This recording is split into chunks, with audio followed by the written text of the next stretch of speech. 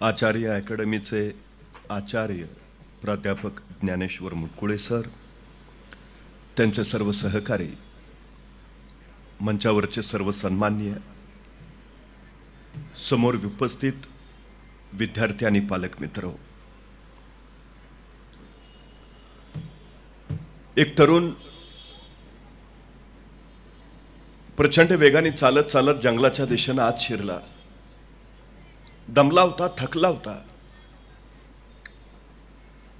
एक मोठा वृक्ष त्याला दिसला. त्याला वाटलं की या वृक्षाच्या सावलीमध्ये आता शांतपणे बसावं. तो त्या वृक्षाच्या सावलीमध्ये शांतपणे बसला. डोळे मिटले. वाऱ्याची थंडकाळ झुळूक आली. क्षणभर बरं वाटलं आणि मनात विचार आला, भूक लागलीये, जर काय खायला मिळालं असतं तर उत्तम झालं असतं. आणि त्याच्या मनामध्ये अनेक खाद्यपदार्थ तरंगू लागले. त्याच्या मनात जे जे खाद्यपदार्थ आले, दुसऱ्या क्षणी त्याच्या समोर ते हजर झाले. त्याला आश्चर्य वाटलं. त्याने पटकन खाऊन घेतलं. भूक जाम लागलेली. जेवण तृप्ततेचं झालं. पुन्हा थोडा वेळ पडला.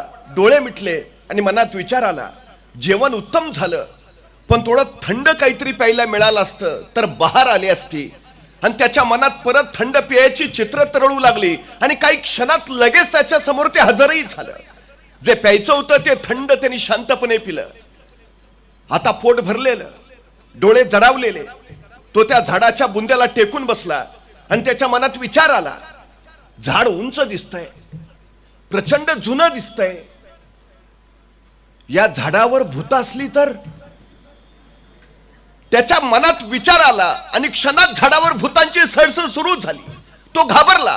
त्याच्या मनात विचार आला, ही भूतं खाली आली तर? आणि क्षणात ती भूतं खाली आली. या भूताने मला त्रास दिला तर? त्या भूताने त्याला त्रास देणं सुरू केलं. या भूताने मला मारून टाकलं तर? त्याच्या मनात विचार आला आणि दुसऱ्या क्षणी भूताने त्याला मारून टाकलं. ज्या वृक्षाखाली तो बसला होता तो वृक्ष कल्पवृक्ष होता, ज्याच्या खाली जो विचार कराल ते प्रत्यक्षात येईल. खरं तर वास्तवात असा कल्पवृक्ष कुठं आहे की नाही माहिती नाही, पण प्रत्येक माणसाचं मन हे त्याच्यासाठी कल्पवृक्ष आहे. तो त्याच्या मनात जो विचार करतो तेच घडतं, दुसरं कधी काही घडत नाही. या जगामध्ये तुमच्यावर बंधनं दुसरा कुणीही घालवू शकत नाही. तुमच्यावर बंधनं फक्त तुम्हीच घालवू शकता. या जगामध्ये तुम्हाला मर्यादा कुणीही आखून देऊ शकत नाही. तुम्हाला मर्यादा फक्त तुम्हीच आखून देऊ शकता. या जगात तुमचा पराभव दुसरा कुणीही करत नाही. तुमचा पराभव फक्त तुम्हीच करता. या जगामध्ये दुसरा कुणीही तुम्हाला विजयी करत नाही. तुम्हाला तुमचा विजय तुम्ही स्वतः प्राप्त करून देता. तुम्ही जसा विचार करता तसं घडतं. जग तुम्हाला घडवत नाही. तुम्ही कोण होणार, काय बनणार हे जग अजिबात ठरवत नाही. ते तुम्ही ठरवता. तुम्ही ठरवलं मी यशस्वी होईन, तुम्ही यशस्वी. तुम्ही ठरवलं मी अपयशी, अपयशी. तुम्ही काय ठरवता? तुमचं जगणं, तुमचं यश, तुमचं अपयश हे तुमच्या मनात चाललेल्या विचारांवर अवलंबून आहे. एका कैद्याला न्यायमूर्तीने मृत्यूदंडाची शिक्षा दिली. तत्कालीन काळात मृत्यूदंड देणं म्हणजे फासावर चढवणं, पण काही शास्त्रज्ञांना प्रयोग करायचे होते. त्यांनी न्यायमूर्तींना विनंती केली, याला फासावर चढवून मृत्यूदंड देण्यापेक्षा याला विषारी सर्पाचा दंश देऊन मृत्यूदंड देऊया. न्यायमूर्तींनी संमती दिली. त्याच दिवशी त्या कैद्याला सांगितलं, परवा सकाळी 11 वाजता तुला विषारी सर्पाचा दंश होईल आणि तू मरशील. 2 दिवस त्या कैद्याच्या डोक्यात एकच विचार होता, मला विषारी सर्पाचा दंश होईल आणि मी मरेन. प्रत्यक्षात शिक्षेचा दिवस उजाडला. त्या कैद्याला बाहेर काढलं. शास्त्रज्ञ अधिकारी उपस्थित होते. त्याला सांगितलं, आता काही क्षणात तुला विषारी सर्पाचा दंश होईल आणि तू मरशील. त्या कैद्याच्या डोळ्यावर पट्टी बांधली आणि प्रत्यक्षात विषारी सर्पाचा दंश करण्याऐवजी शास्त्रज्ञांनी 2 टाचण्या घेतल्या आणि त्या कैद्याला टोचल्या. झाला, दंश झाला. अर्ध्या तासात त्या कैद्याच्या तोंडातून फेस बाहेर आला आणि पुढच्या तासाभरात शरीर काळं निळं पडून तो मरण पावला. प्रत्यक्षात विषारी सर्पाचा दंश झाला होता का? नाही.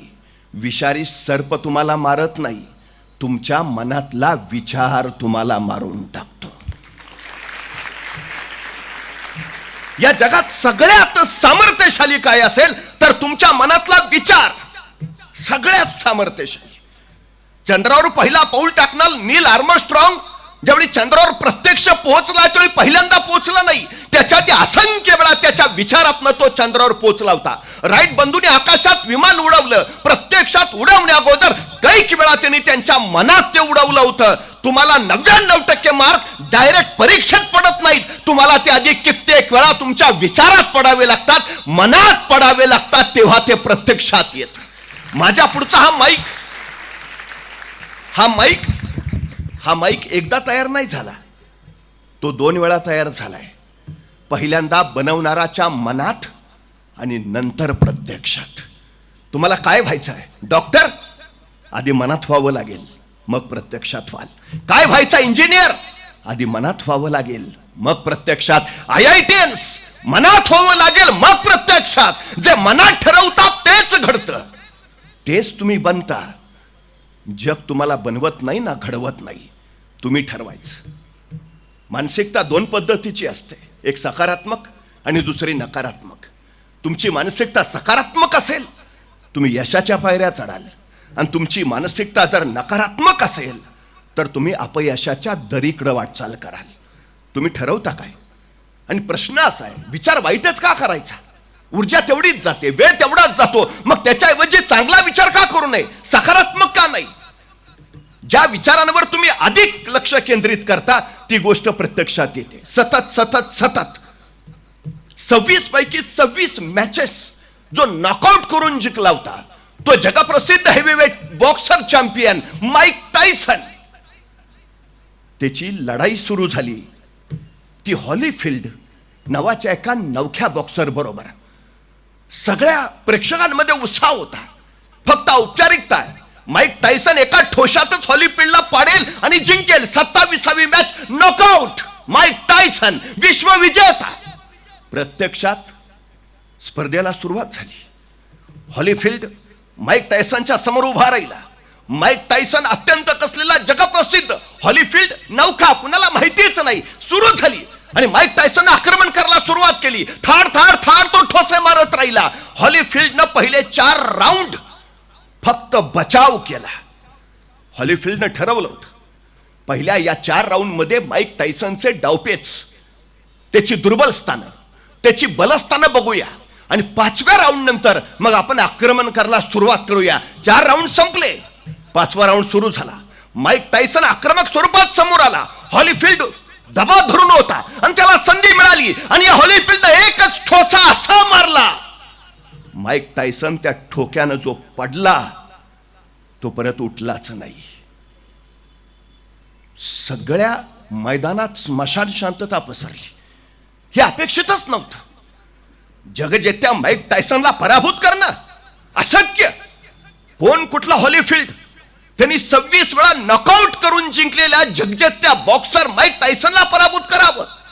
सगळी शांतता आणि त्याच वेळी त्या मैदानात एका प्रेक्षकाचा आवाज आला, हॉलीफील्ड तुझ्या विजयाबद्दल जसे आम्ही आश्चर्यचकित झालो आहोत, या विजयानं तू स्वतः सुद्धा तसाच आश्चर्यचकित झाला असशील. आणि हॉलीफील्ड संतापला. आश्चर्यचकित व्हायचं कारण काय? हा प्रसंग मी रोज पाहतोय.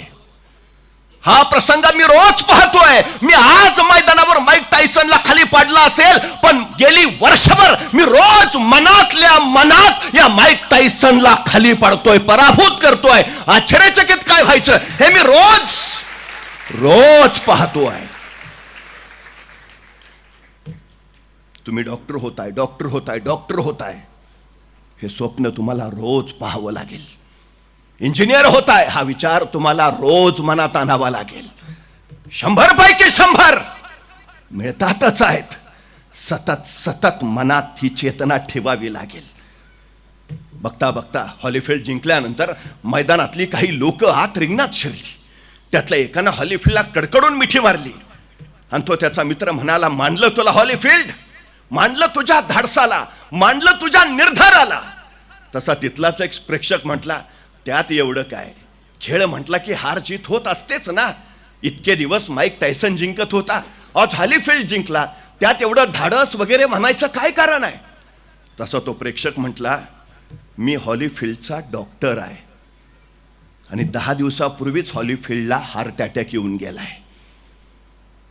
हार्ट अटॅक येऊन गेल्यानंतर अवघ्या 10 दिवसात तो माईक टायसन बरोबर लढायला उभा राहिला. म्हणून मी त्याला धाडसी म्हणतो आणि मी माईक टायसनला पराभूत करणारच हा त्याचा निश्चय होता. त्यांनी त्याचा निर्धार पूर्ण केला म्हणून मी त्याच्या निर्धाराला मानतो. तो हॉलीफिल्ड काय म्हणतो? हॉलीफिल्ड म्हणतो तुम्ही अडचणींवर लक्ष केंद्रित केलं तर अडचणी वाढत जातील आणि तुम्ही तुमच्या ध्येयावर लक्ष केंद्रित केलं तर ध्येय जवळ येत राहील. लक्ष अडचणींकडे देऊ नका, लक्ष फक्त आपल्या ध्येयाकडे ठेवा. जी माणसं अडचणीकडे लक्ष देतात ती सतत अडचणीत व्यापलेली असतात. सतत सतत सतत. सगळ्यात महत्वाची गोष्ट आहे ती फक्त ध्येय, फक्त ध्येय. दुसरं आपल्याला काही दिसलं नाही पाहिजे. मला एका प्रश्नाचं उत्तर द्या. हिंदुस्थानात प्रभू श्री रामचंद्रापेक्षा हनुमानजींची मंदिरं जास्त आहेत का हो? प्रभू श्री रामचंद्रांनी रावणाला मारलं, श्रीराम अयोध्येला आले. त्या युद्धामध्ये ज्यांनी मदत केली होती त्या सगळ्यांना सीतामातेने भेट दिल्या, बक्षीस दिलं, सगळं देऊन झालं. आणि अचानक सीतामातेंचं लक्ष कोपऱ्यात उभा असणाऱ्या हनुमानजींकडे गेलं. ज्यांनी सगळ्यात जास्त काम केलं तोच राहिला. त्या गेल्या, अहो हनुमानजी तुम्ही इकडं कुठं यायचं नाही का? पण आता सगळं देऊन संपलंय, तुम्हाला द्यायला तरी माझ्याकडे काय आहे? सीतामाता शोधत राहिल्या आणि अचानक त्यांना त्यांच्या गळ्यात मोत्याचा रत्नहार दिसला. त्यांनी तो प्राणप्रिय मोत्याचा रत्नहार काढला आणि हनुमानजींना देऊन टाकला. समाधान वाटलं. सीतामाता इतर पाहुण्यांशी भेटायला बाजूला झाल्या.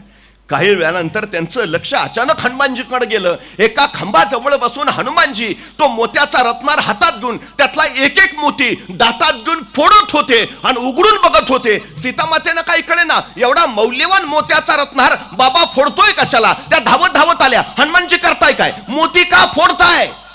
हनुमानजी म्हटले, मोत्यात राम आहे का पाहतोय.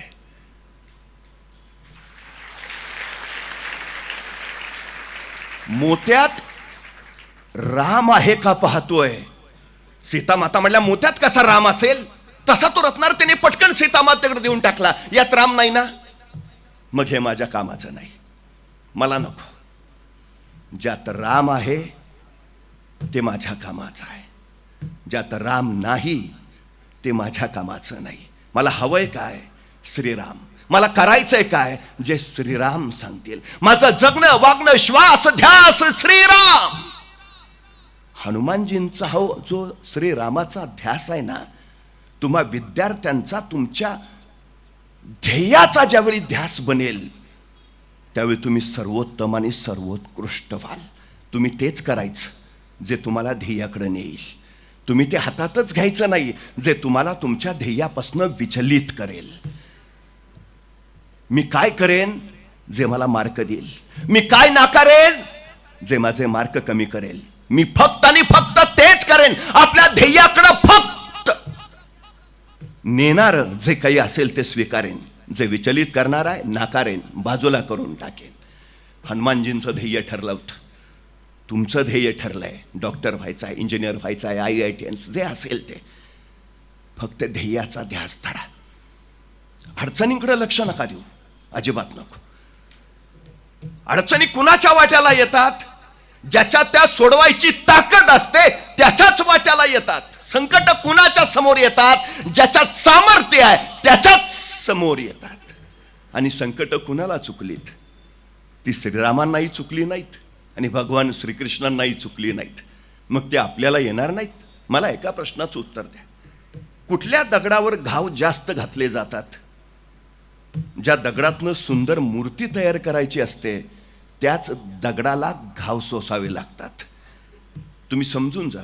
जर तुमच्या वाट्याला दुःख जास्त असेल, अडचणी जास्त असतील, अडथळे जास्त असतील तर समजून जा त्या ईश्वराला तुमच्यातनं सुंदर मूर्ती तयार करायची आहे. आणि जर एखाद्याला दुःखच नसेल, समजून जा हे कुठंतरी पायाचा दगड होऊन पडणार आहे.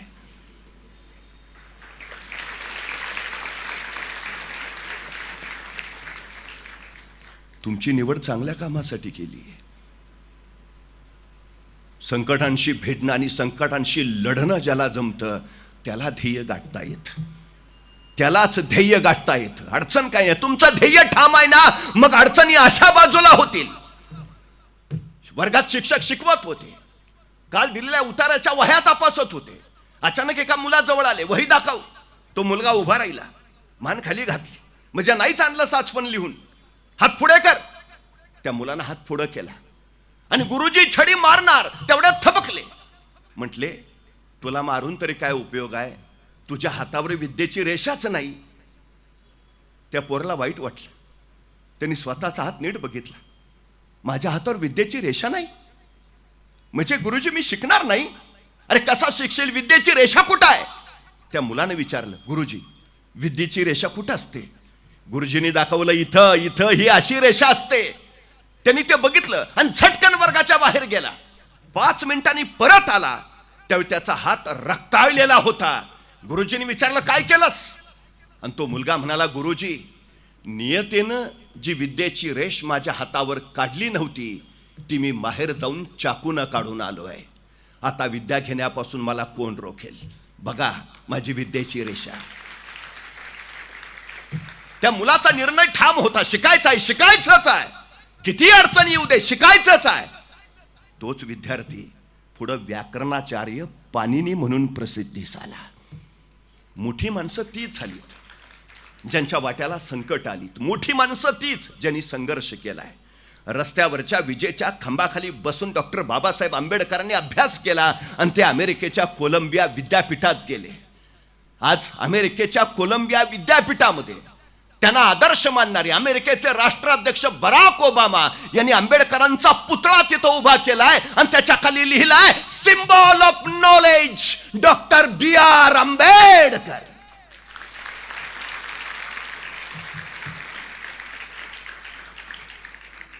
रस्त्याच्या खांबाखाली अभ्यास करणारा मुलगा सिम्बॉल ऑफ नॉलेज होतो.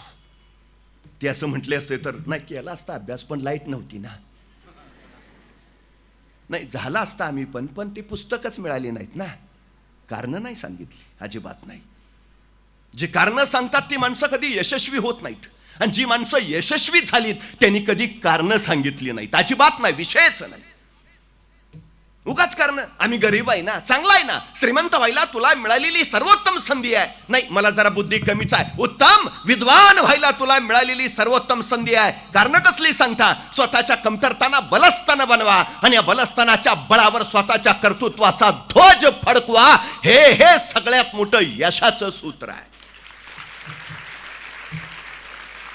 आणि कोण यश मिळवतं?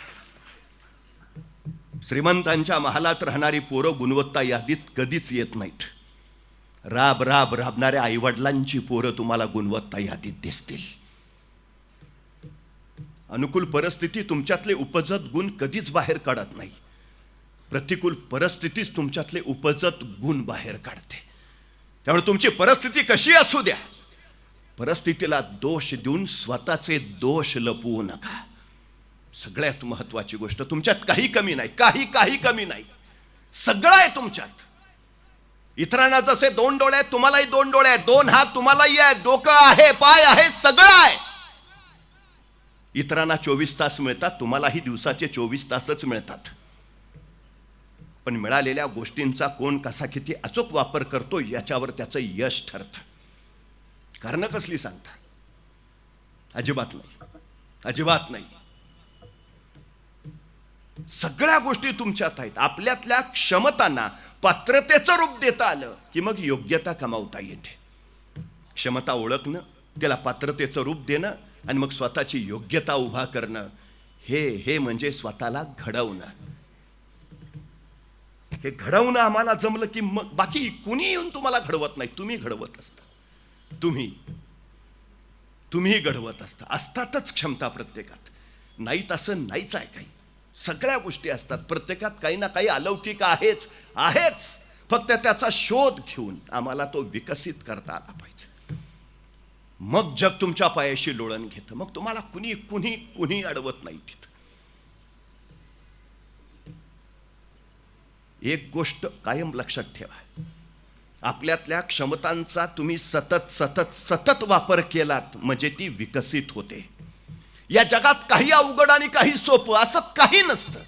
जी गोष्ट तुम्ही सतत करता ती गोष्ट तुम्हाला सोपी वाटते, आणि जी गोष्ट तुम्ही कधीतरी हातात घेता ती गोष्ट तुम्हाला अवघड वाटते.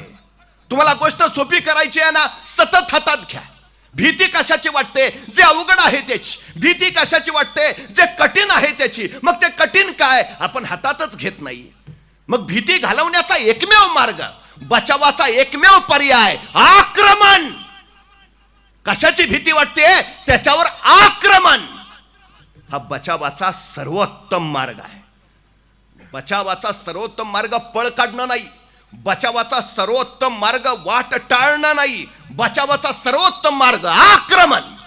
आक्रमण. तुम्हाला काय गणित अवघड वाटतंय? बसा गणित घेऊन. एक पुस्तक किती दिवसात संपेल गणिताचं? 2 दिवस, 3 दिवस, 4 दिवस, 5 दिवस लागू दे, 6 दिवस संपेल ना.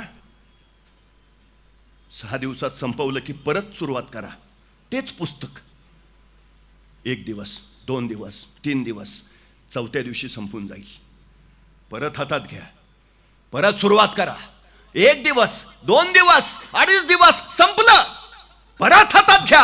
1 दिवस, दुसरा अर्धा, अरे संपलं. परत हातात घ्या. एका दिवसातच परत हातात घ्या. अर्ध्या दिवसातच परत हातात घ्या. तासातच परत हातात घ्या. हे पाठ झालंय सगळं.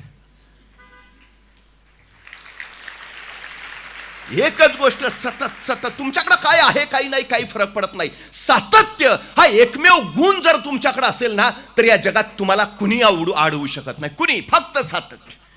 पाण्याचा एकच थेंब वज्रासारख्या कठीण दगडावर सतत सतत पडत राहतो, आणि त्या पाण्याच्या थेंबांना वज्रासारखा कठीण दगड फुटतो. तो काय पाण्याच्या ताकदीनं फुटतो? नाही. त्या पाण्याच्या सतत सतत सतत पडण्याच्या सातत्याच्या सामर्थ्यानं फुटतो. वज्रासारखा कठीण दगड फुटत असेल तर फिजिक्स, केमिस्ट्री, बायोलॉजी, मॅथ्स ही काय बाब आहे? काहीच नाही. कोसळत राहा, कोसळत राहा. फक्त सतत सतत सतत. सातत्य ही सगळ्यात मोठी गोष्ट आहे. 5 किलोमीटरची शर्यत जिंकणाऱ्या धावपटूला विचारलं, तुझ्या यशाचं रहस्य? म्हणला, मी थांबलो नाही. यशाचं सर्वोत्तम रहस्य आहे थांबू नका. पाठलाग करा. आपल्या ध्येयाचा पाठलाग करा. ध्येयाचा पाठलाग सतत. यश कधी मिळतं?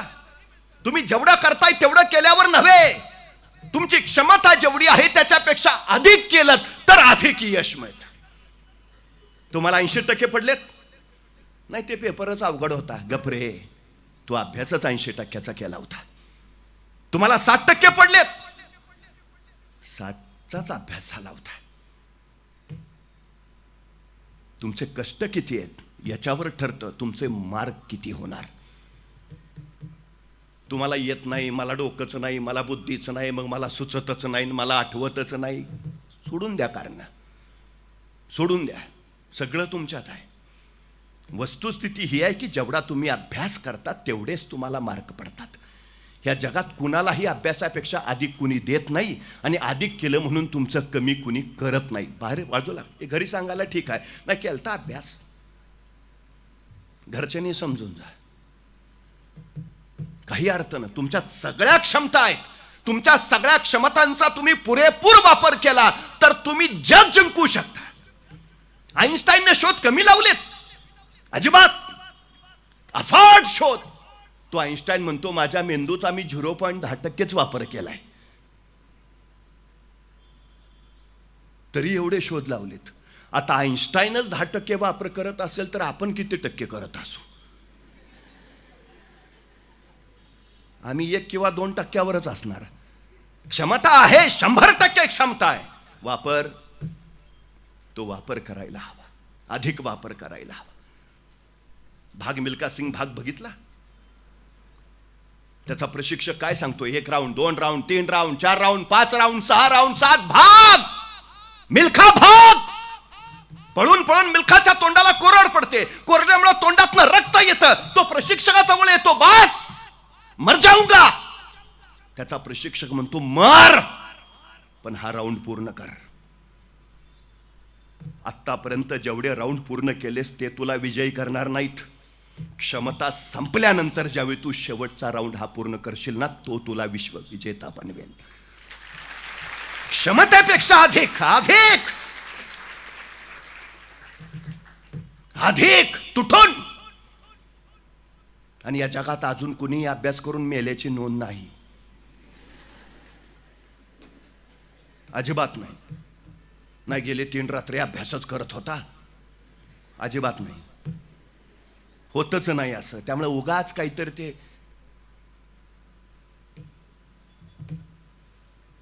गाढवासारखे कष्ट करावं म्हणजे राजासारखं जगाल.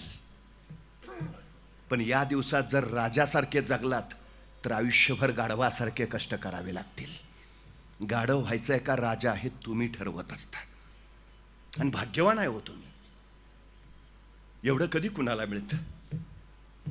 तुम्हाला शिकवू इच्छिणारे आई वडील तुम्हाला मिळालेत, केवढे मोठं भाग्य आहे तुमचं. आचार्य अकॅडमीलाच तुम्हाला घालायचं आहे, घातलं, केवढं मोठं भाग्य आहे. आई वडील भेटले तुम्हाला, असे शिकवायचं आहे, घडवायचं आहे, मोठं करायचं आहे, भाग्यवान आहे. अनेक आई बापांना आपली पोरं कितवीत आहेत ते माहिती नसतं. तुम्हाला घडवू इच्छिणारे आईबाप तुम्हाला मिळालेत, किती भाग्यवान आहेत. बघा ना, तुमची आई रात्री कधी झोपते तुम्हाला माहिती आहे? प्रत्येक जण म्हणतो नाही, तसं नाही सांगते, कारण मी झोपतो पण तिचं काम चालूच असतं. आई सकाळी किती वाजता उठते? नाही, मी उठायच्या आधीच उठून कामाला लागलेली असते. ती कोणासाठी करते? ती राबते कोणासाठी? तिला काय मिळवायचं आहे? तिला आपली चिमणी पाखरं मोठी झालेली बघायचं आहे. ती राब राब राबते ना, ते त्यासाठी. तुमचे वडील 12-12 तास काम करतात, 12-12 तास. ते सुट्ट्या घेऊन घरी बसत नाही, त्यांना सुखानं जगावंसं वाटत असेल, पण नाही, जीव घेणी धडपड चाललेली असते. 12-12 तास राबतात. कुणासाठी? तुम्हाला काही कमी पडू नये यासाठी.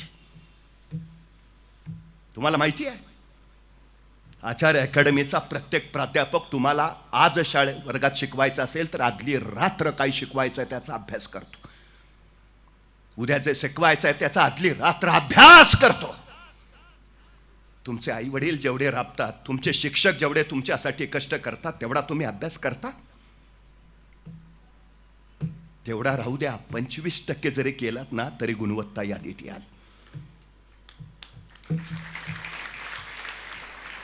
जगात कष्टाशिवाय कधीच कुणाला काय मिळालेलं नाही, अजिबात नाही, अजिबात नाही. तुम्हाला गरुड झेप घ्यायचं आहे ना. प्रत्येक जण प्रत्येकाच्या झेपेला म्हणतो गरुड झेप. त्या झेपेला गरुडाचं नाव का जोडलं माहितीये? झेप तशी घ्यायची असेल तर आधी गरुड व्हावं लागतं. काय वैशिष्ट्य आहेत गरुडाची माहिती आहेत का?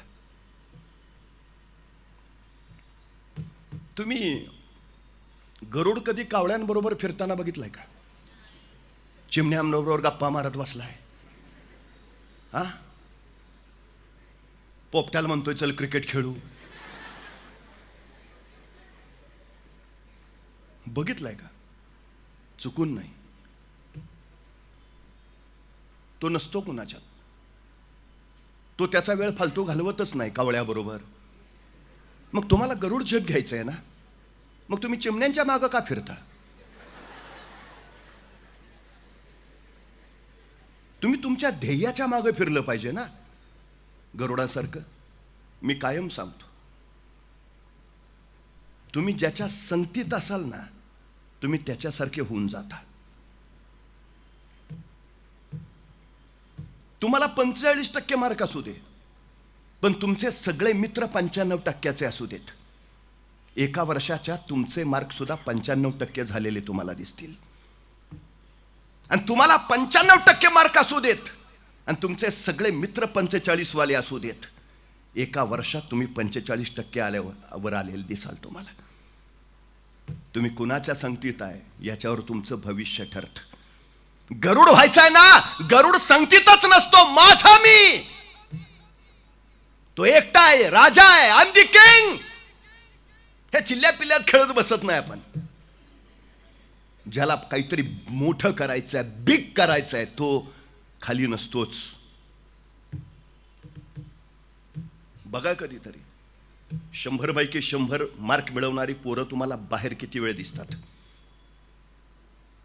तो एकतर वर्गात दिसेल, नाहीतर परीक्षेला दिसेल. तो बाजारात कधीच दिसणार नाही. त्याला गरुड झेप घ्यायची आहे. तो फिरत नाही इकडं तिकडं, अजिबात नाही. ज्याला राजा व्हायचा आहे तो राजा सारखाच जगतो.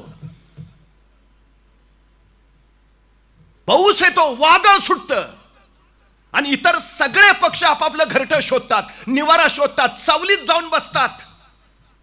जगात एकमेव गरुड आहे, संकट आल्यावर घरटं जवळ करत नाही.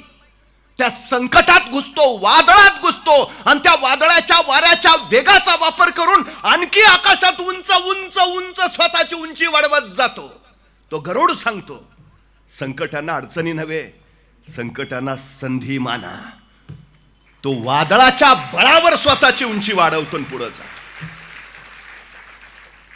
अगदी उंच, खाली रपरप पाऊस पडत असतो, आणि गरुड ज्या ढगातनं पाऊस पडतो त्या ढगांच्या वर असतो मस्त. संकट पायाखाली घेतो, त्याला मी गरुड म्हणतो.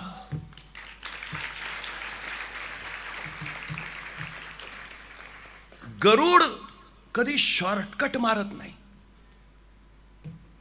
गरुड दुसऱ्यानं केलेली शिकार कधीच खात नाही, अजिबात नाही. मग आयचं ना, त्याला काय, कशाला टेन्शन, खाऊन टाकू ना. नाही, मग दिसतोय त्याचा पेपर, कशाला डोक्याला ताप घ्या, घेतो ना काढून. शॉर्टकट नाही, अजिबात नाही. तो स्वतःची शिकार स्वतःच करतो. तो स्वतःच शिकार केलेलं खातो. तुमचा अभ्यास, तुमचे कष्ट हेच तुमचं यश. इतरांच्या कष्टावर, इतरांच्या अभ्यासावर मोठे व्हायचा प्रयत्नच करू नका. तो गरुड झेप घेऊ शकत नाही. शॉर्टकट नको, आणि यशाला शॉर्टकट नसतोच. गरुडानं एकदा आपलं ध्येय ठरवलं, टार्गेट फिक्स केलं ना, तो 5 किलोमीटरवर असू दे, त्याची तीक्ष्ण नजर फक्त त्याच्या टार्गेटवर असते. मध्ये झाडं येऊ देत, वादळ येऊ दे, वारा येऊ दे, इमारती येऊ दे, काही येऊ दे, त्याची नजर अजिबात ढळत नाही, अजिबात. किती संकट येऊ दे, तो त्या संकटांवर मात कर अत्यंत विजेच्या वेगानं स्वतःच्या टार्गेटला गाठतोच. तो गरुड सांगतो, फक्त स्वतःच्या ध्येयाकडे लक्ष द्या. विजन, टार्गेट, आधे मध्ये काय व्हायचं ते उद्या, लक्षच देऊ नका, फक्त टार्गेट. तो गाठतोच. तुम्ही गरुडाचं घरटं बघितलंय का? त्यात मऊशार गवत कधीच नसतं, अजिबात नाही. गरुडाची आई ते पिलू जन्माला यायच्या वेळेला फक्त ते नरम गरम गवताचं घरटं बनवते. पिलू जन्माला आलं की दुसऱ्या क्षणी आतलं ते नरम गरम गवत सरळ काढून टाकते, आणि आतले काटे त्याला टोचले पाहिजेत अशी व्यवस्था करते. गरुड घरट्यात नसतोच, कारण घरट्यात फक्त काटे आहेत. कारण गरुडाचं तत्वज्ञान ठरलेलं आहे. तो सांगतो, जहाजं किनाऱ्यावर सुरक्षित असतात, पण जहाजांचा जन्म किनाऱ्यावर राहण्यासाठी झालेला नसतो. जहाजांनी दर्यातल्या वादळांशी झुंजायचं असतं. विमानं विमानतळावर सुरक्षित असतात, पण विमानांचा जन्म विमानतळावर थांबण्यासाठी झालेला नसतो. त्याने आसमानातच भरारी घ्यायची असते. गरुड घरट्यात राहण्यासाठी जन्माला आलेला नसतो, त्याने आसमानातच झेप घ्यायची असते. तुम्हाला गरुड झेप घ्यायचंय ना, मग तुम्हाला गरुडाचे हे गुण आत्मसात करावे लागतील. घरटं सोडावं लागेल, मौशार सोडावं लागेल. त्या गरुडाची आई काय करते माहितीये? आपल्या त्या नुकत्याच जन्माला आलेल्या पिलाला सहज चोचीत उचलते आणि सरळ आसमानात जाते, अगदी उंच उंच, फाट उंच, आणि सरळ तिथून खाली सोडून देते. भयान वेगानं ते पिलू खाली येतं. याई याई याई, खाली फक्त जमीन, आता पडायचं, कपाळ मोक्ष, संपलं आयुष्य. भयान घाबरतं ते, भेदरतं, आईला हाका मारतं, याई याई याई. पण गरुडाची आई फक्त वर घिरट्या घालते. खाली कोसळत जाणाऱ्या पिलाकडे ती पाहतही नाही. ते तीव्र अकांत वाटतं, आई ये ना, आई. आणि एका क्षणी त्या पिलाला कळून चुकता आई येत नाही. त्या क्षणी ते पिलू स्वतःची सगळी शक्ती एकवटत, स्वतःच्या पंखात सामर्थ्यांत, आणि बघता बघता रोरावणाऱ्या वाऱ्यावर आपल्या पंखाने स्वार होत, पुन्हा बळ एकवटत आणि त्याच वाऱ्यावर एक गिरकी घेत आणि आईकडे झेपावत आईला सांगतं, आई जमलं ग.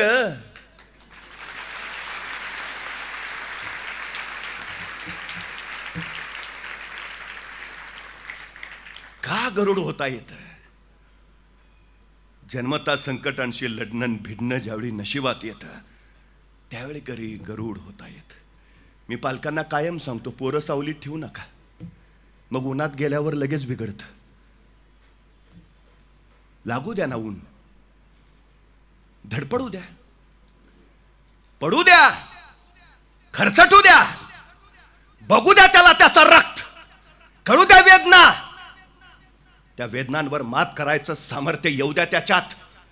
वादळांशी झुंजू द्या, तुफानांशी झुंज घेऊ द्या त्याला. तेव्हा घडतील, तेव्हा घडतील. नाहीतर काय? आमच्या महाविद्यालयातल्या 12वीच्या पोरांची मेडिकल टेस्ट केली, 80% पोरांना रक्तदाबाचा विकार आहे. ही काय पोरं आयुष्याची परीक्षा खेळणार? कसली पिढी घडवतो आपण?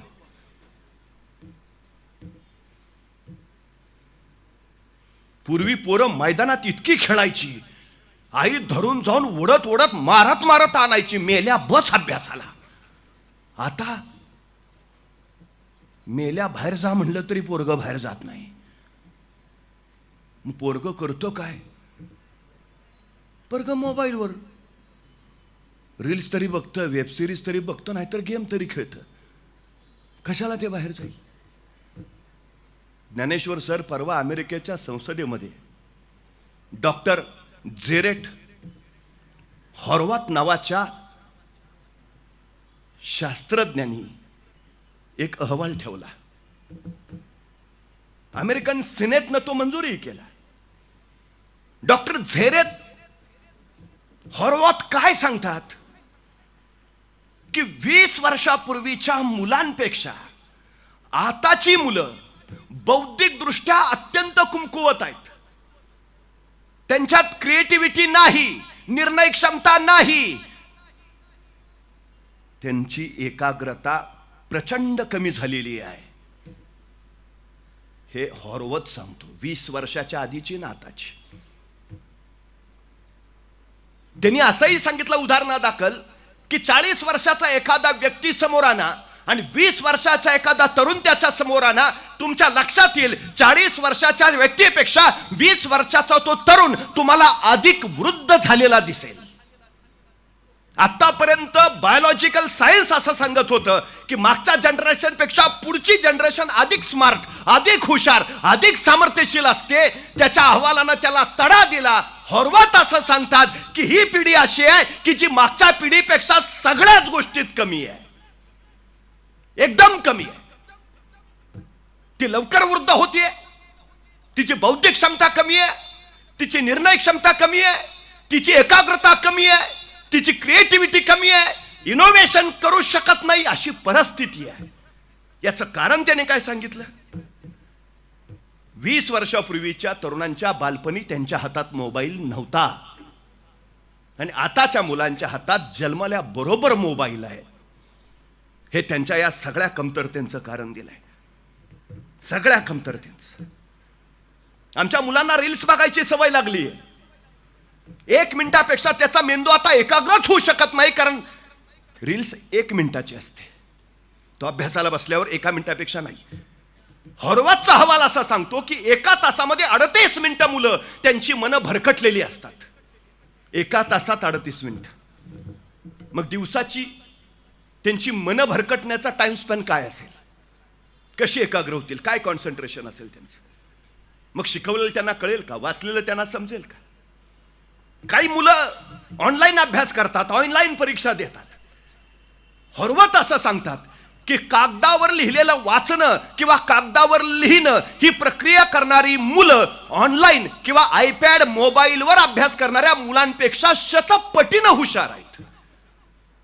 कारण मोबाईलवर, आयपॅडवर किंवा लॅपटॉपवर अभ्यास करणाऱ्या मुलांचं स्क्रीनवर मन स्थिर होत नाही. त्यांचा मेंदू कागदावर लिहिण्या वाचण्यानेच अधिक बळकट होतो हे हरवत सांगतो.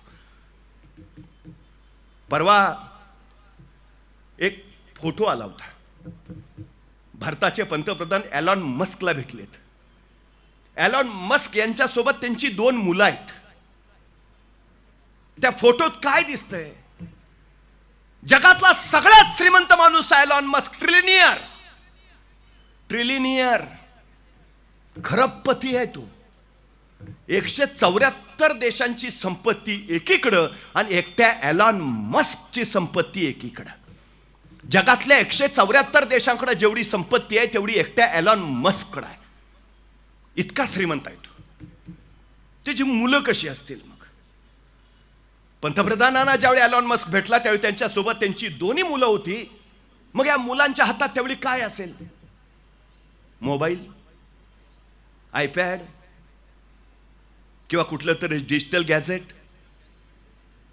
एलॉन मस्कच्या 2 मुलांच्या हातात पुस्तकं होती. पुस्तक 8 वर्षाच्या त्याच्या मुलाच्या हातात सिक्रेट्स ऑफ मॅथ्स हे पुस्तक होतं. म्हणजे जगातला सगळ्यात श्रीमंत माणूस आपल्या मुलांना मोबाईल देत नाही, तो गणित आणि त्यातले सिक्रेट्स आपल्या मुलाला कळावेत म्हणून सिक्रेट्स ऑफ मॅथ्स हे पुस्तक देतो. स्टीव्ह जॉब्सनं ॲपल आयपॅड निर्माण केला. हा स्टीव्ह जॉब्स असं सांगतो की 18 वर्ष होईपर्यंत मुलांना मोबाईल किंवा डिजिटल गॅजेट देऊ नका. त्यांनी स्वतःच्या मुलांना 18 वर्ष पूर्ण होईपर्यंत या गोष्टी दिलेल्या नाहीत, अजिबात नाहीत. प्रश्न फक्त तुमच्या मुलांच्या भविष्याचा नाहीये, प्रश्न देशाच्या भविष्याचा आहे. कारण उद्या ही मुलं निर्णय घेऊ शकणार नाहीत, ही मुलं नवीन इनोव्हेशन करू शकणार नाहीत, ही मुलं नवीन क्रिएटिव्हिटी करू शकणार नाहीत. यांना काय विचारलं तर स्वतःच्या मेंदूचा वापर करत नाहीत. ते पटकन चॅट जीपीटीवर जातात आणि एआय ला विचारतात क्या है. एआय सांगतं. म्हणजे ह्यांच्या डोक्याचा वापर भविष्यातल्या राष्ट्राचं नुकसान आहे, सगळ्यात जास्त राष्ट्राचं नुकसान आहे. माझी सगळ्या मुलांना विनंती आहे, अत्यावश्यक गोष्ट जरूर आहे मोबाईल, पण ती कशासाठी? काल नागपूरची घटना, मनोज नावाचा एक मुलगा होता, शाळेत गेला तो घरी आलाच नाही. वडिलांनी पोलीस स्टेशनला तक्रार नोंदवली. रात्री 2 वाजता मुलगा घरी आला आणि त्यांनी घरच्यांना सांगितलं 3 लोकांनी माझं अपहरण केलं होतं आणि मग ते जेवायला एका धाब्यावर थांबले. मग तिथनं मी माझी सुटका केली, मग मी घरी आलो. पण तक्रार नोंदवल्यानंतर पोलिसांनी चौकशी चालू केली होती. त्यावेळी शाळेचे सगळे सीसीटीव्ही बघितले. त्यावेळी हा मनोज त्याच्या सायकलवर बसून रेल्वे स्टेशनकडे गेला होता. रेल्वे स्टेशनच्या सीसीटीव्हीत तो दिसला. तिथून तो ट्रेनमध्ये बसला आणि कुठलं ते धर्मापुरी का असं कुठल्या तरी गावात गेला. म्हणजे त्याचं अपहरण झालंच नव्हतं. तो धडधडीत घरी खोटं बोलला. मग पोलिसांनी चौकशी केल्यावर त्याला विचारलं हा काय प्रकार आहे. त्या मनोजला मोबाईलवर वेब सिरीज बघायचा नाद होता आणि त्या वेब सिरीज मध्ये तो इतका गुंतला होता की त्या वेब सिरीज मध्ये जो बाबा होता तो बाबा तिथं राहतो हे त्या वेब सिरीज दाखवलेलं आणि त्या बाबाला भेटायला पट्ट्याच्या गावात गेलाय. मग तिथं तसा कोणी बाबा नाही हे कळलं. मग 1:30 वाजता माघारी आला आणि रेल्वे स्टेशनवरनं सायकल घेऊन घरी. तुमची मुलं काय करतायत, कुठल्या विश्वात आहेत, मोबाईलवरती नेमकं काय पाहतायत, पालकांनी हे बघायला हवं. विद्यार्थ्याची मानसिकता घडवणारं सगळ्यात मोठं माध्यम आहे ते हे मोबाईल आहे, सगळ्यात मोठं माध्यम. बरं, मला एका प्रश्नाचं उत्तर द्या. तुम्ही सगळे टीव्ही बघता? इथं नाही बघत, पण बघितले असेलच ना कधी कधी. मग टीव्हीवर तुम्ही कधी मर्सिडीजची जाहिरात बघितली आहे का? ऑडीची, रेंज रोवर, रोल्स रॉईस? चुकून नाही. या गाड्यांच्या जाहिराती तुम्हाला टीव्हीवर दिसतच नाहीत. का दिसत नाही माहिती आहे? कारण या गाड्यांच्या कंपन्यांना माहिती आहे टीव्ही बघत फालतू वेळ खर्च करणाराची पात्रता ऑडी मर्सिडीज घ्यायची असू शकत नाही.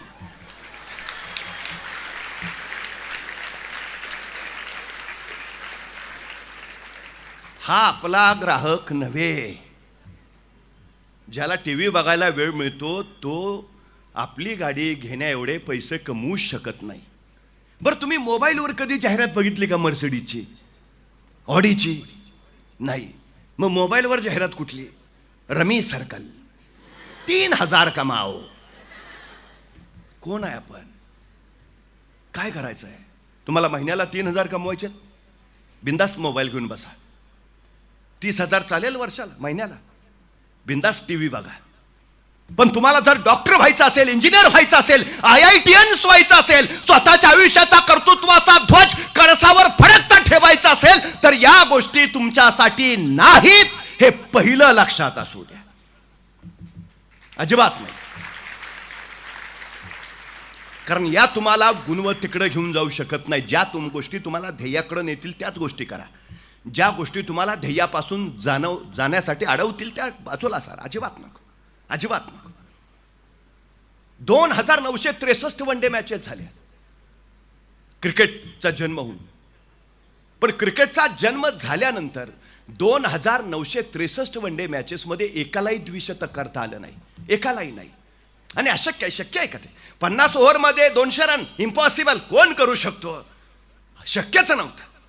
पण वयाच्या 16व्या वर्षी ज्यांनी क्रिकेटमध्ये पदार्पण केलं तो सचिन तेंडुलकर फेब्रुवारी 2010 मध्ये मैदानावर उतरला आणि 2963 वनडेचे कुणालाच जमलं नव्हतं ते सचिन तेंडुलकरने करून दाखवलं. पहिला द्विशतक, पहिला द्विशतक.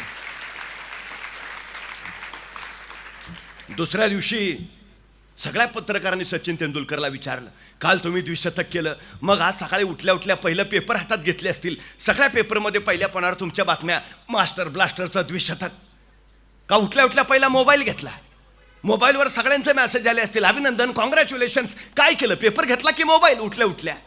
सचिन तेंडुलकर काय म्हटला माहिती आहे? सचिन तेंडुलकर म्हटला, गेली 20 वर्ष झाली मी रोज सकाळी 6 वाजता मैदानावर नेटमध्ये सराव करत असतो. 20 वर्ष झाली रोज सकाळी 6 वाजता मी मैदानावर नेटमध्ये सराव करत असतो. मी रविवारची सुट्टी घेतली नाही, मी दसरा दिवाळीला घरी थांबलो नाही. रोज सकाळी 6 वाजता मी नेटमध्ये. मी सकाळी उठल्या उठल्या पेपर हातात घेतला असता मी क्रिकेटचा देव झालोच नसतो. मी सकाळी उठल्या उठल्या मोबाईल हातात घेतला असता मला भारतरत्न मिळालाच नसता. सचिन तेंडुलकर तो फक्त त्याच्या ध्येयासाठी जे गरजेचं ते स्वीकारतो, बाकी नाही, अजिबात नाही. तो नाही घेत सकाळचा मोबाईल हातात. आणि आम्ही उठलं की मोबाईल. नाही, रात्री महाराष्ट्रात काय काय घडलं कळलं पाहिजे. अरे तो कोण CM आहे का DCM आहे? बरं, सकाळी उठून मोबाईल घेऊन तुला मेसेज कुठले? गुड मॉर्निंग आणि 2 गुलाब. त्याच्यासाठी सोन्यासारखी सकाळ वाया घालवणार आपण? कशासाठी? आयुष्यात वेळ साठवता येत नाही, वेळ गोठवता येत नाही, वेळ घड्याळ बंद करून वाचवता येत नाही, दुसऱ्याचा वेळ कधी उसना घेता येत नाही, आणि आपला वेळ कधी कुणाला उधार देता येत नाही. वेळ एकदाच हातात येतो. आल्या क्षणाची ज्याला संधी करता आलं आणि संधीचं ज्याला सोनं बनवता आलं त्याला जग जिंकता येतं. एक क्षणही वाया घालवू नका, एक क्षणही. प्रत्येक क्षण ध्येयाकडे जाणारा ठरला पाहिजे. प्रत्येक क्षण सतत सतत काम कराल, आपोआप अनुभव समृद्ध व्हाल. अनुभव समृद्ध झालात की आत्मविश्वास येईल, आणि आत्मविश्वास आला की मग तुम्हाला कुणी हरवू शकत नाही. या जगात आत्मविश्वासासारखं दुसरं सामर्थ्यशाली काहीच नाही, अजिबात. कॉन्फिडन्स. तुम्हाला कुठलीही संकट झेलायला भाग पडतो. हा आत्मविश्वास हवा, प्रचंड आत्मविश्वास. आणि एकदा हा आत्मविश्वास निर्माण झाला, येस मेडिकलला जाणारच, येस IIT मुंबई फिक्स. हा आत्मविश्वास आहे. जमेल का, होईल का, करतोय पण काय खरं नाही. आत्मविश्वासाची कमतरता, हे अशा शंका प्रश्न अजिबात नाही. आत्मविश्वास सगळ्यात महत्वाची गोष्ट आहे ती. सगळ्यात. महाराणा प्रतापांकडं एकदा राणा भामा अशा धावत धावत आला. ठाकूरजी गजब झाला, क्या हुआ? जहांगीर येतोय, 1 लाखाची फौज घेऊन येतोय. बरं मग काय 1 लाखाची फौज घेऊन आपल्यावर हल्ला करायला येतोय? अरे हो की मग ठाकूरजी 1 लाखाची फौज घेऊन आपल्यावर हल्ला करायला येतोय. अरे हो की ठाकूरजी आपले फक्त 15,000 आहेत. बरं मग असं काय करता ठाकूरजी? त्यांचे 1 लाख आहेत, आपले फक्त 15,000 आहेत, कसे टिकणार? असं आहे का? मग चला मी येतो तुमच्या बरोबर. मी येतो तुमच्या बरोबर. त्याने काय होईल? 15,000 एक हो, ते 1 लाख आहेत. महाराणा प्रताप सिंह म्हणले तसं नाही, मी 1 लाख आणि तुम्ही 15,000. किती झालो? 1,15,000. अरे ते तर फक्त 1 लाख आहेत. ही स्वतःला 1 लाख समजायची जी जिगर आहे ना, तो तुमचा आत्मविश्वास. लाख येऊ दे नाही तर 2 लाख. Yes I can. हा आत्मविश्वास. एकदा हा आत्मविश्वास तयार झाला की मग तुमच्यात ॲटिट्यूड तयार होतो. ॲटिट्यूड, दृष्टिकोन, बिलीव सिस्टीम मधनं हा ॲटिट्यूड जन्माला येतो. आता ॲटिट्यूड 4 प्रकारचे असतात. तुम्ही कुठल्या प्रकारात आहे हे तुम्हाला कळतं, त्याच्यावरनं ठरतं आपण यशस्वी होणार की अयशस्वी. ॲटिट्यूड 4 प्रकारचे. पहिला ॲटिट्यूडचा प्रकार आहे झिरो ॲटिट्यूड. ही भयानक माणसं असतात. ह्यांना काही सांगा, ह्यांचं उत्तर ठरलेलं असतं, नाही जमणार, जमणारच नाही. झिरो ॲटिट्यूड, जमणारच नाही. बरं ते त्याला जमणार नाही ते ठीक आहे, तो इतका खतरनाक कुणालाच जमणार नाही. काय शक्यच नाही. म्हणजे मी कायम सांगतो, एखाद्या गावाचा विकास करायचा असेल, समाजाचा विकास करायचा असेल, 4 गोष्टी फार महत्वाच्या. पहिली गोष्ट, ज्याच्याकडे पैसा आहे त्याने पैसा द्यावा. दुसरी गोष्ट, ज्याच्याकडे वेळ आहे त्याने वेळ द्यावा. तिसरी गोष्ट, ज्याच्याकडे कष्ट आहे त्याने कष्ट द्यावे. चौथी गोष्ट, ज्याच्याकडे तिन्हीपैकी काहीच नाही त्याने किमान गप्प राहावे. अडचण पहिल्या तिघांची नसते, वळवळ ज्याच्याकडे काय नाही त्याची जास्त. ज्याला अभ्यास करायचा नाही ते इतरांना अभ्यास करू देत नाही, ते सगळ्या खोल्यातनी फिरतं, तुझं काय चाललंय, तुझं काय चाललंय. हे झिरो ॲटिट्यूड. दुसरा जो प्रकार आहे तो आहे लोअर ॲटिट्यूड. ही पण माणसं भयानक. ह्यांना काही सांगा, ह्यांचंही उत्तर ठरलेलं, नाही जमणारच नाही, मला जमणार नाही. पण ह्यांचं एक चांगलं आहे, ही म्हणतात पण तू कर, तुला जमेल, तू कर. म्हणजे एखाद्याला म्हटलं ना, चल ना जरा मार्क बिरक चांगले पाडू, पैसा बिसा कमवू, मर्सिडीज घेऊ, नाही मला नाही जमणार, पण तू घे मर्सिडीज, मी बसेन तुझ्या गाडीत, तुम्ही करा, मी नाही. म्हणजे एखाद्याला म्हटलं ना, चल ना आज आचार्य अकॅडमीचा कार्यक्रम आहे, काहीतरी करूया, तो करूया की, पण मी एकटा येऊन काय करणार, बाकीचे नकोत का?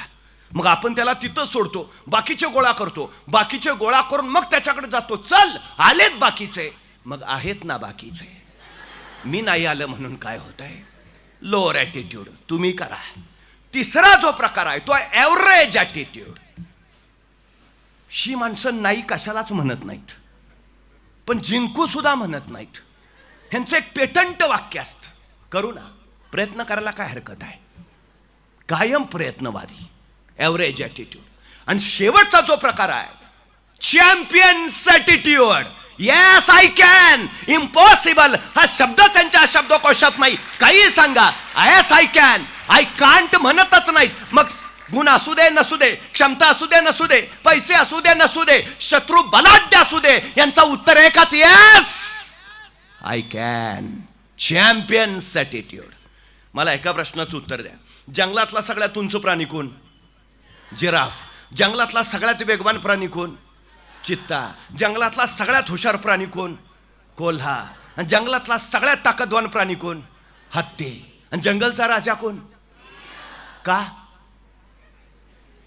सिंह राजा का? गुंतर सिंहाला विचारतो, तू राजा का? हो बघा ना, तो सिंह जिरपासारखा उंच आहे का? चित्त्यासारखा वेगवान आहे का? कोल्यासारखा हुशार आहे का? हत्तीसारखा ताकदवान आहे का? नाही, काहीच नाही. मग सिंह राजा का? कुणीतरी सिंहाला विचारतं, तू राजा का? सिंह म्हणतो, मला वाटतं म्हणून. हे वाटणंच आहे ना, तो आहे champions attitude. Yes I can. बिनधास्त सांगा, फिजिक्स मध्ये 100 पैकी 100 घेणार, कुणी पण म्हणू दे, कस काय, मला वाटतं ना. तुम्हाला जे वाटतं तेच घडतं, तेच घडतं. चॅम्पियन्स ॲटिट्यूड ठेवा. चॅम्पियन्स ॲटिट्यूड तुम्हाला घडवतो, दुसरा कुणी कुणी कुणी कुणी नाही, अजिबात नाही. एरिक वेहनमेयर आंधळा आहे, दोन्ही डोळे नाही आहेत, पण एव्हरेस्ट सर केलं. एव्हरेस्ट सर केल्यानंतर पत्रकारांनी त्याला विचारलं, अहो तुम्हाला दिसत नाही, डोळेच नाहीत, तुम्ही एव्हरेस्ट सर कसा केलात? आंधळे आहे तुम्ही. एरिक वेहनमेयर म्हटलं, आंधळा आहे म्हणूनच केला. म्हणे का? मला अडचणी दिसल्याच नाहीत. अडचणी दिसल्याच नाहीत आंधळे असल्यामुळं. मला फक्त माझं ध्येय दिसत होतं, एव्हरेस्ट, शिखर एव्हरेस्ट. चॅम्पियन्स ॲटिट्यूड असा असतो, अडचणी दिसत नाहीत, फक्त टार्गेट, फक्त टार्गेट. एक चिमुरडी मुलगी उत्तम नृत्य करायची, जणू ती नृत्य करण्यासाठी जन्माला आली होती. ती 5 वर्षाची झाली आणि विद्युल्लता अंगणात खेळावी तशी ती बिजलीसारखी नृत्य करायची. तिच्या वडिलांना वाटलं की हिला जर शास्त्रोक्त प्रशिक्षण दिलं तर ही अत्यंत उत्तम नृत्य करू शकेल. 5 वर्षाची चिमुरडी घेऊन वडील कला सदन या कला अकॅडमीकडे गेले. तिथं रामास्वामी भागवतार नावाचे शिक्षक होते. त्यांना सांगितलं, ही माझी मुलगी आहे, 5 वर्ष नृत्य करते, तिला आपल्या कला सदनमध्ये घ्या. ती चिमुरडी 5 वर्षाची. ते रामास्वामी म्हणले, अहो एवढ्या छोट्या मुलींसाठी आम्ही प्रवेश देत नाही, तिला मोठी तर होऊ द्या, केवढासा जीव. वडील म्हटले, नाही नाही, खूप छान करते ती, तुम्ही. अहो नाही हो, 5 वर्षाच्या मुलीला कुठं प्रवेश देता? नाही नाही नाही, आमच्या नियमात बसत नाही, तुम्ही मुलीला घेऊन जा. त्या वडिलांनी आजीजी केली. शेवटी ते म्हणाले, बरं ठीक आहे, तुम्हाला नाही प्रवेश द्यायचा नका देऊ, पण एकदा माझ्या मुलीचं नृत्य तरी बघा. रामास्वामी भागवतार त्याला तयार झाले आणि ती 5 वर्षाची चिमणी पोर भागवतारांच्या समान नृत्य करायला लागलं. 2 मिनिटं 3 मिनिटं आणि भागवतार ताडकन उठले. वाह, मी घेतलं या मुलीला, माझ्या कला सदनमध्ये घेतलं आणि 5 वर्षात त्या चिमुरडीचं नृत्य प्रशिक्षण रामास्वामी भागवतारांच्या नजरेखाली सुरू झालं. मुलगी हुशार होती, 10वीत गेली. 10वीत ती पहिली आली. चोहोबाजूला आनंदाचा, अभिनंदनाचा उत्साह होता. आणि ही मुलगी मग आपल्या आईवडिलांसमवेत तिराचिरापल्लीवरनं चेन्नईकडे निघाली. बसमध्ये बसलेली. आता 10वी झाली आहे, आता नृत्याकडे अधिक लक्ष देईल. मला खूप मोठी नृत्यांगना व्हायचं आहे, खूप मोठी नर्तिका व्हायचं आहे. बस वाऱ्याच्या वेगानं चाललेली आणि तिची स्वप्नही. पण अचानक धाड धडम म्हणून प्रचंड आवाज आला. बसमधली माणसं इकडे तिकडे फेकली गेली, त्यात एक चिमुरडी सुद्धा. गाडीचं चाक तिच्या पायावरनं गेलं. वेदना सहन न होण्यासारख्या होत्या. क्षणभर माणसांचा जबाब आला. जखमींना उचलून हॉस्पिटलमध्ये नेण्यात आलं. ती बेशुद्ध अवस्थेतच होती. आपल्या स्वप्नांसोबत सगळं जग भारावून जाईल असं नृत्य मला करायचं आहे, पण तिला कल्पना नव्हती ज्या पायाच्या बळावरती हे नृत्य करणार होती तिचा डावा पाय मोडला होता आणि उजव्या पायाचा तर चेंदामेंदा झाला होता. इलाज उपचार झाले, डावा पाय प्लॅस्टर केला, तो बरा झाला, पण उजव्या पायाच्या जखमेत गँग्रीन झालं. आणि डॉक्टर तिच्या वडिलांना म्हणाले, तिला जगवायचं असेल तर तिचा उजवा पाय कापावा लागेल. वडिलांच्या डोळ्यातनं खळदेशी अश्रू उखळले. तिला नृत्य करायचंय, तिला सर्वोत्तम नृत्य गावायचंय. लहानपणापासून तिनं तिचं ध्येय ठरवलंय. डॉक्टर, पाय कापल्यावर ती कसं नृत्य करेल? वडिलांच्या डोळ्यातले अश्रू फक्त वाहत राहिले. त्या चिमुरडीला सांगावं तरी कसं? अखेर न सांगताच तिचा पाय कापला गेला. पायाबरोबर स्वप्न सुद्धा. आता ती स्वतःच्या पायावर उभाच राहू शकणार नव्हती. नाचेल कशी? काही दिवसानंतर ती बरी झाली. डॉक्टरांनी घरी जायला परवानगी दिली. आतल्यात वेदना गिळत होती. कुणाचे सहानुभूतीचे बोल नको होते. त्या अपघाताने स्वप्नाचा चेंदामेंदा झाला. कुबड्या जवळ आल्या आणि कुबड्यांच्या बळावरती आता चालायला लागली. दुःख मागं सरला, अभ्यास करायला लागली. आणि एके दिवशी मासिक चालताना जयपूरला डॉक्टर सेटींचा लेख तिने वाचला. ते कृत्रिम पाय बसवून देत होते. तिने वडिलांना सांगितलं, मला जयपूरला जायचं आहे. आणि ती चिमुरडी जयपूरला डॉक्टर सेटींकडे पोहोचली. मला पाय बसवायचा आहे. डॉक्टर सेठीने तिला कृत्रिम पाय बसवून दिला आणि ती चिमुरडी म्हणाली, डॉक्टर झालं ना आता व्यवस्थित? डॉक्टर म्हणले, तू आता उत्तम चालू शकतेस. मी नाचू शकते का? क्षणभर डॉक्टर स्तब्ध झाले. डॉक्टर म्हणाले, मनात आणलंस तर नाचूही शकशील, फक्त मला आणखी काही वेळ दे. आणि डॉक्टरांनी त्याच्यासाठी खास मोल्ड होणारा, फोल्ड होणारा पाय तयार केला, ॲल्युमिनियमचा पाय. ती पाय घेऊन ती घरी गेली, नृत्याचा सराव करायला लागली. पण तो ॲल्युमिनियमचा पाय पायाला टोचायचा, बोचायचा, रक्ताच्या धारा सुरू व्हायच्या, पाय लालबडक व्हायचा आणि सगळी फरशी लालबुंद, डोळ्यातनं फक्त अश्रू उगळत असायचे आणि ती चिमुरडी नृत्य करत असायची. कुणीतरी धावत यायचं, बस तुला दुखत नाही का ग? मग ती भानावर यायची, फरशीवरचं पायाचं रक्त बघायची. लक्षात आला हा पाय उपयोगाचा नाहीये. ती पुन्हा डॉक्टर सेटिंगकडे गेली. डॉक्टर, खूप रक्त येत आहे हो, मला नाचताच येत नाहीये. डॉक्टरांनी सांगितलं, मला तू कशी नृत्य करते दाखव. डॉक्टरांनी बघितलं, 15 दिवसांनी ये, मी तुझ्यासाठी पाय तयार करून ठेवतो. डॉक्टर सेठीने तिच्यासाठी पाय तयार केला, जो कुठलीही नृत्याची आदा किंवा पोच केल्यावर तो पायाला टोचणार नाही, बोचणार नाही. जिद्द होती अफाट, प्रचंड जिद्द होती त्याची मुरडीची. इतक्या वेदना, इतकं दुःख, पण तरी मला बस. नृत्यात सर्वोत्तम व्हायचा ही ध्येय. तो पाय आला, तिनं सराव सुरू केला. परत वेदना, परत रक्त, पण त्या अपार जिद्दीनं पेटलेली पोर अखेर तिनं त्या पायावर विजय मिळवलाच. मुंबईच्या नाट्यगृहामध्ये तिचा नृत्याचा कार्यक्रम आयोजित केला. सगळं नाट्यगृह अक्षरशः ओसंडून वाहत होतं आणि या चिमुरडीचं नृत्य सुरू झालं. 15 मिनिटं, 20 मिनिटं, 30 मिनिटं प्रेक्षकांच्या टाळ्यांचा कडकडाट होत राहिला. 1.5 तास, 2 तास, अखेर कार्यक्रम संपला आणि सगळे उठून उभा राहिले, फक्त टाळ्या. तो टाळ्यांचा आवाज मंदावला आणि मंचावरची निवेदक पुढं झाली आणि ती म्हणाली, ज्या मुलीचं नृत्य आपण पाहिलं, भारावून जाऊन टाळ्या वाजवल्यात, त्या मुलीला एक पाय नाही. समोरच्या प्रेक्षकांचा विश्वास बसेना, अशक्य. एक पाय नसलेली मुली असं नृत्य करू शकत नाही. ती मुलगी समोर आली, सगळ्या प्रेक्षकांसमोर तिने आपला कृत्रिम पाय काढून दाखवला आणि त्या मुलीच्या अपार चित्तीला समोरच्या सगळ्या लोकांनी सलाम केला. तुमच्या उरातली जिद्द, तुमचं ध्येय तुम्हाला गाठून देते. त्या मुलीवर पुढं एक बायोपिक निघाला, ज्यात तिनं स्वतः काम केलं. त्या चित्रपटाचं नाव होतं नाचे मयुरी आणि त्या मुलीचं नाव होतं सुधा चंद्रन.